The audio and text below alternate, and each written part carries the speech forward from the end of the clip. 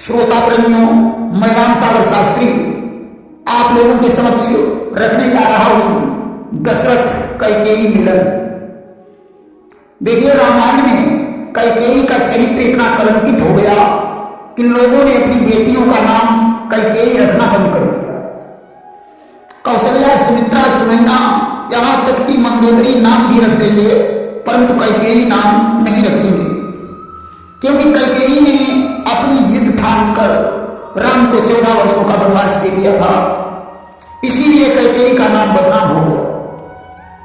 यहां तक कि जब राम वन को जा रहे थे तो उनके साथ सीता भी चल पड़ी। लक्ष्मण ने कहा, भैया मैं तो आपके शरणों का दास हूं, मुझे भी अपने साथ ले चलो। राम ने लक्ष्मण को भी साथ में ले लिया।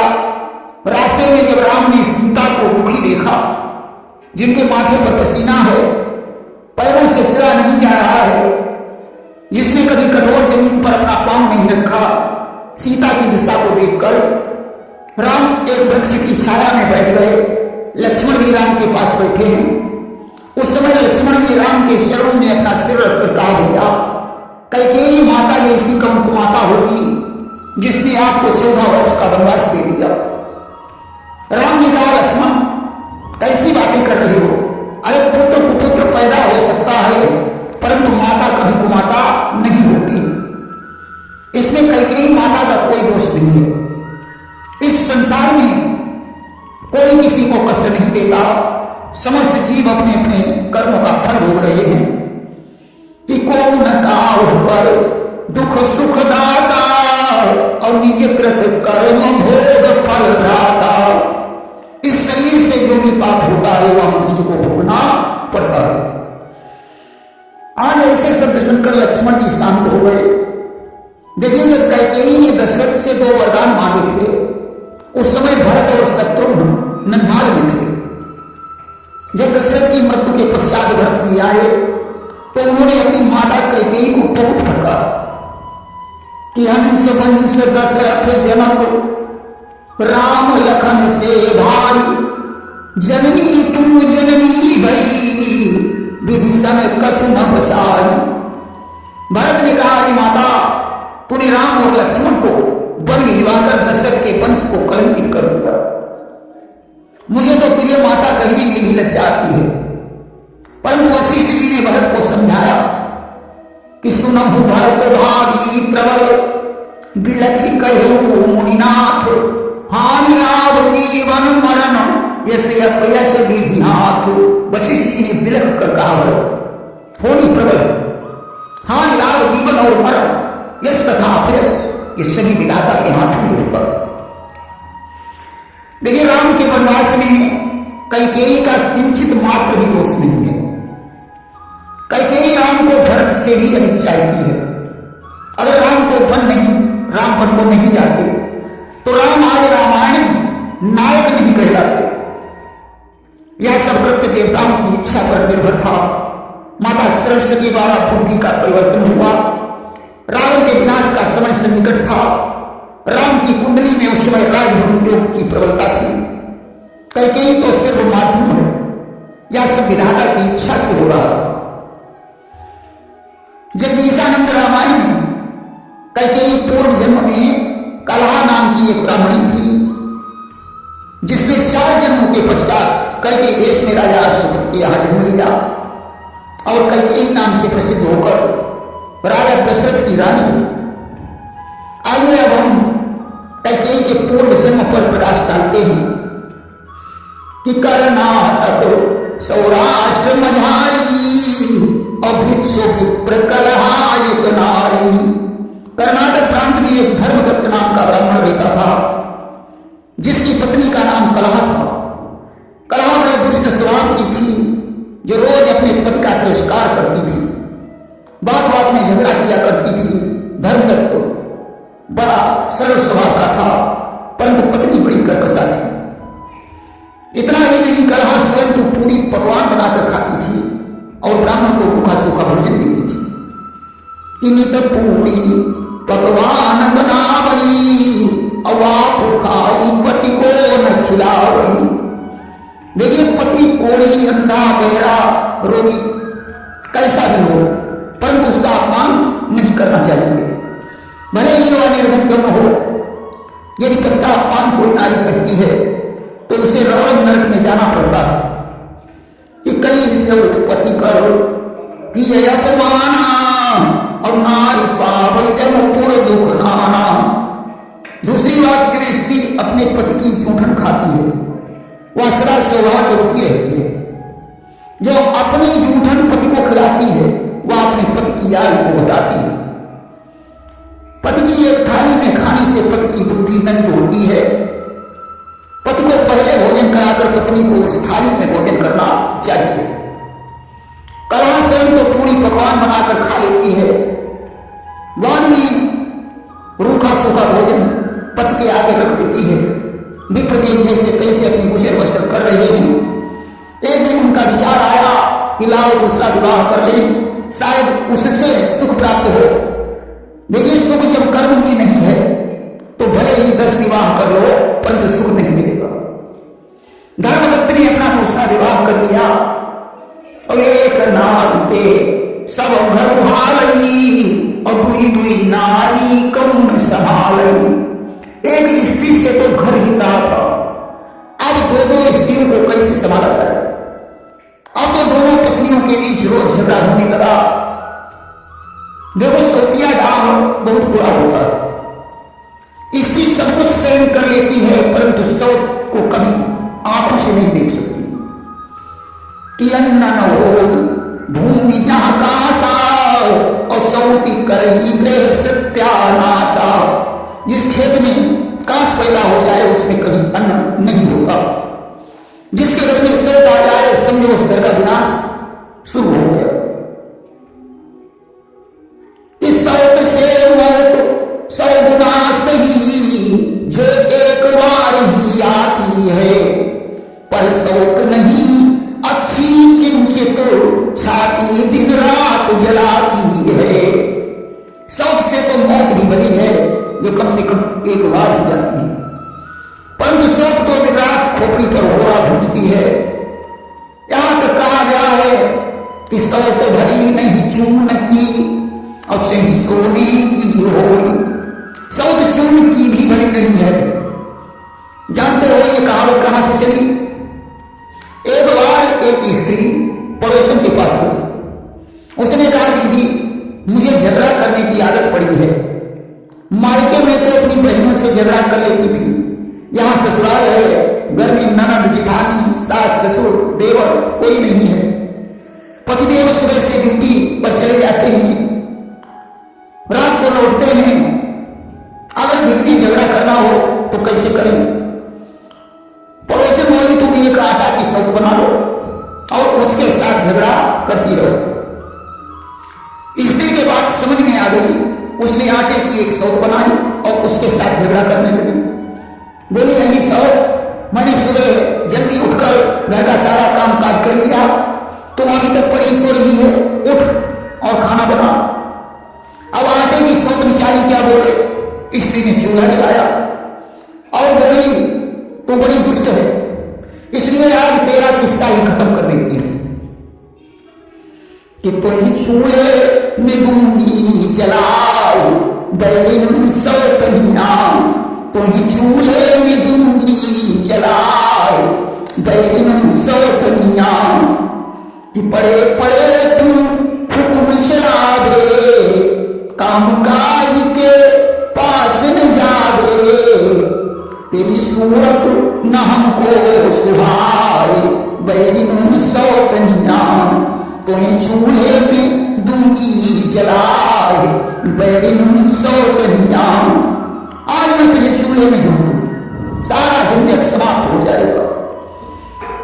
ऐसा कहकर जब उस स्त्री ने सौत को चूल्हे में डाला, आटे के अंदर एक नमक की कड़कड़ी थी।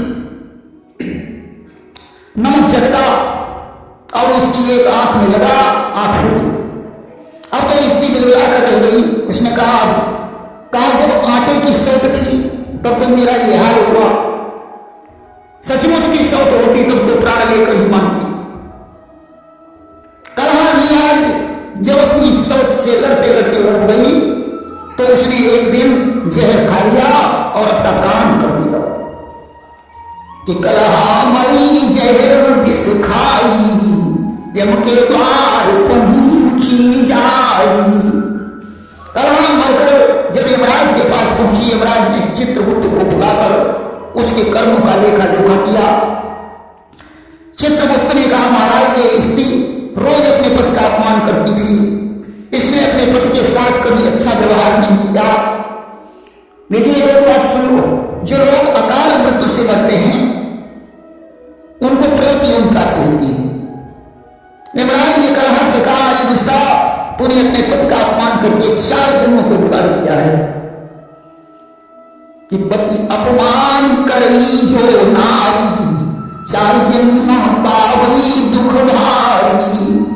बती सो करी बिल्ली सोई, 4ठे जन्म राक्षसी होई। तुझे 4 योनियों में जन्म लेना पड़ेगा, बगुली, सोकरी, बिल्ली और राक्षसी। इसके बाद तुझे मानव शरीर प्राप्त होगा। आज तो कलहानी 4 योनियों को भोग कर कैकेयी देश के राजा अश्वपति के यहाँ जन्म लिया और जिसका नाम कैकेयी पड़ा कि 4 जन्म यही भांति बिताई, अपनी कैकेयी की सुता कहाई। राजा अश्वपति को बड़ी प्रसन्नता हुई। कैकेयी से बचपन में 2 अपराध हो गए थे। कैकेयी को 2 ऋषियों का शाप लगा हुआ था, जिसमें एक शाप तो कैकेयी के लिए वरदान और दूसरा शाप अभिशाप बन गया। राजा अश्वपति के यहाँ अक्सर संत महात्मा आया जाया करते थे। एक बार वहां एक संत आ गए, राजा ने उनका स्वागत सत्कार किया। रात में जब संत सो गए तो कैकेयी ने काजल की डिब्बी से पूरा काजल निकालकर अपने हाथों में लपेट लिया और संत के मुंह पर पोत दिया। संत जी जाग गए और उन्होंने कैकेयी को साथ दे दिया कि तुमने मुख काला किया मेरा, ले साप न खाली जाएगा। तुझको कलंक लागे सा, जो मुंह न दिखाया जाएगा। हे दुष्ट लड़की, तूने मेरे मुंह को क्या काला किया? मैं तुझे श्राप देता हूं कि एक दिन तुझे इतना बड़ा कलंक लगेगा जो संसार में तुम मुंह दिखाने के काबिल नहीं रहेगी। इसीलिए वरदान मांग करके कई कलंकित हो गए। इसके कुछ दिनों बाद एक दिन अश्वपति के यहाँ दुर्वासा ऋषि आ गए। राजा अश्वपति बड़े प्रसन्न हुए। उन्होंने चरणों पर मस्तक रखकर कहा कि संत दर्श दुर्लभ जग माही, अब यही समपूर्ण पुण्य को नाही। संतों का दर्शन बहुत पुण्य से प्राप्त होता है। दुर्वासा को भोजन करवाया। भोजन के पश्चात वे सो गए। छोटे बच्चे पैसे भी बड़े शैतानी होते हैं। कैकेयी दुर्वासा के पास पहुंची। उसने उनकी दाढ़ी पर हाथ फिराया, सोचने लगी बाबा जी सो गए। उसने धीरे से दुर्वासा का दंड उठाया और लेकर भाग खड़ी हुई। दुर्वासा बड़े क्रोधी महात्मा थे। उनकी आंखें खुल गई, क्रोध से दमदमा उठे और कैकेयी को श्राप दे दिया कि जिस हाथ से दंड उठाया है वह हाथ सजा अब पाएगा। है साप हमारा, हाथ तेरा वह पत्थर का हो जाएगा। तूने जिस हाथ से हमारा दंड उठाया है, मैं श्राप देता हूं तेरा वो हाथ पत्थर का हो जाएगा। अब तो राजा अश्वपति भी आ गए। उन्होंने कहा, महात्मन, लड़की का एक हाथ पत्थर का होगा तो कौन इसके साथ विवाह करेगा? महाराज अपना श्राप वापस ले दीजिए। दुर्वासा ने कहा, जब या मुझे अपना भूख बनाएगी तो इसका हाथ ठीक हो जाएगा, परंतु एक उंगली फिर भी पत्थर की बनी रहेगी। जो उंगली इसके लिए वरदान सिद्ध होगी। आज कैकेयी को शिष्या बनाकर दुर्वासा ऋषि ने उसे वेद शास्त्र धनुर्वेद की शिक्षा प्रदान की। कैकेयी युद्ध निपुण वीरांगना बन गई। दुर्वासा तो वहां से चले गए। कैकेयी विवाह के योग्य हो गई। उस समय राजा अश्वपति ने विचार किया कि मैं अपनी पुत्री का विवाह उसी के साथ करूंगा जो धनुर्वेद भी मेरी पुत्री को परास्त कर देगा। संयोगवश इधर कैकेयी रथ पर सवार होकर एक दिन सखियों के सहित वन विहार करने के लिए गई। उधर महाराज दशरथ जी रथ पर सवार होकर वन विहार को निकले। चलते चलते कल के प्रदेश में पहुंचे और उसी वन में घुसे जिस वन में कैकेयी थी। अचानक कैकेयी ने एक हिरण को देखा, उसने धनुष पर बाण चढ़ाया और हिरण पर जला दिया। महाराज दशरथ ने भी उसी हिरण पर अपना शब्दवेगी बाण चलाया। दोनों बाण साथ साथ छूटे और साथ ही साथ जाकर उस हिरण के लगे कि दोनों सर तीनों संधाना और लागत ही मृग तजे ऊपर आना। बाण लगते ही हिरण मर गया। कैकेयी कहती है मेरे बाण से मरा, दशरथ कहते हैं मेरे बाण से मरा। दोनों में तकरार हो गई। जंगल में फैसला नहीं हो पाया। मामा राजा अश्वपति के पास पहुंचा। अश्वपति ने चक्रवर्ती सम्राट दशरथ का स्वागत सम्मान किया। विचार करने लगे कि दशरथ ही कैकेयी के योग्य हैं। उन्होंने दशरथ को अपने महलों में रोक लिया। देखिए, आतिथ्य सत्कार करना बहुत बड़ा धर्म होता है कि अतिथि विमुख द्वार ते जाई और सतवर्षन की पूर्ण नसाई। अतिथि अगर द्वार से विमुख होकर जाता है तो 100 वर्षों का पूर्ण नष्ट हो जाता है। दशरथ यहां अतिथि। दशरथ को भी कैकेयी प्रिय थी। जिस समय कैकेयी अट्टालिका पर चढ़ी, मौका पाकर दशरथ ने एक पत्र लिखकर बाण में बांध कर कैकेयी के पास भेजा कि इच्छा अस करो विवाह अपूर्व सुंदरी मोर उछाओ। हे राजकुमारी, तुम मेरे साथ अपना विवाह करो। कैकेयी ने भी बाण में पत्र बांधकर दशरथ के पास भेजा, जिसमें लिखा था महाराज, इसके लिए आपको मेरे पिता से परामर्श लेना पड़ेगा। साहस बटोर कर दशरथ ने अश्वपति से कैकेयी का हाथ मांगा। अश्वपति ने एक शर्त रखी कि मम पुत्री के असुत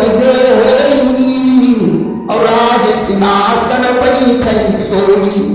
मेरी पुत्री से जो पुत्र होगा वही तुम्हारे राज सिंहासन पर बैठेगा। दशरथ ने शर्त को स्वीकार कर लिया और हुई ब्याह खुशी अतिशाई और चले अवधपति विदा कराई। दोनों में विवाह हो गया। दशरथ कैकेयी को लेकर अयोध्या लौट आए। उसी समय शूर्पणखा के पति विद्युत जिह्वा ने स्वर्गलोक पर आक्रमण कर दिया। इंद्र दशरथ से मदद मांगने आए। कैकेयी के सहित दशरथ स्वर्गलोक में गए। विद्युत जिह्वा से युद्ध हुआ। उस युद्ध में दशरथ के रथ के पहिए की धुरी निकल गई। कैकेयी ने वही अपनी पत्थर वाली उंगली धुरी की जगह पर डाल दी। दशरथ युद्ध में विजयी हुए। बाद में उन्होंने कैकेयी को देखा कि वह अपनी उंगली डाले हुए बैठी है कि रथ की धुरी निकल जब गए और कैकेयी निज अंगुली गए। प्रमुदित हुई नृप की न बखाना मारी ले कोई दुई वरदाना। दशरथ ने प्रसन्न होकर कहा कि तुम हमसे कोई 2 वरदान मांगो। और कैकेयी तब वचन उचारा कि नाथ रहो